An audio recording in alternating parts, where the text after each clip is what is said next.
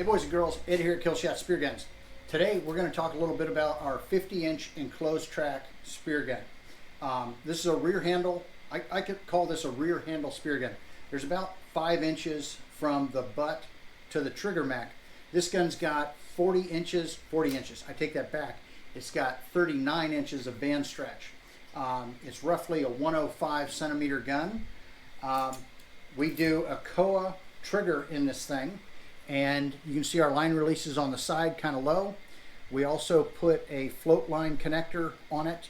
I actually use this to clip it to my belt when we're dragging around the reef. We have a rubber butt pad on the back, and you can see we have a couple of screws in there to keep the pad from getting ripped off when it's inside of a gun rack or something like that on board the boat. This is a standard AR-15 handle.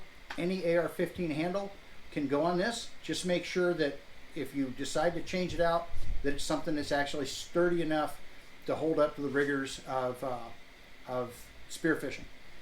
We use an aluminum Neptonics handle base. Again, it's shaped for an AR-15 style handle, so pretty much anything will work. Our shaft is a Spearcrafter shaft, but we also use koa shafts from time to time. So it's either gonna be one or the other. Good news about those guys is they both use 17-4 stainless steel, which can be heat treated and is hard as heck.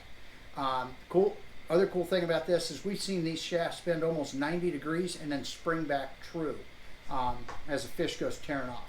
Now you shoot a big enough fish and he runs in a rock, all bets are off. He'll taco shaft it.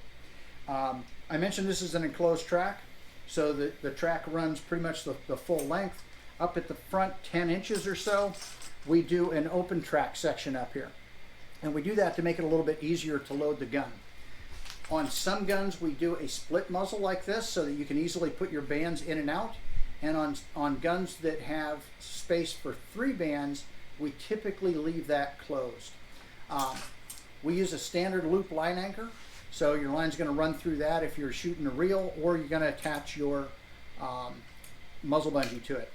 We rig them with a 300-pound shooting line, which we think is plenty for tackling most game fish in our area, and really most places in the world. You can drop down to 250 or even 200-pound monofilament. You just have to keep on top of it and change it more frequently, or you're going to wind up losing fish and a shaft. That's about all I can think of to tell you guys about this gun. Shop at Killshot SpearGuns, and hopefully we'll get you guys in here, get you out of here with a brand new fish killing machine.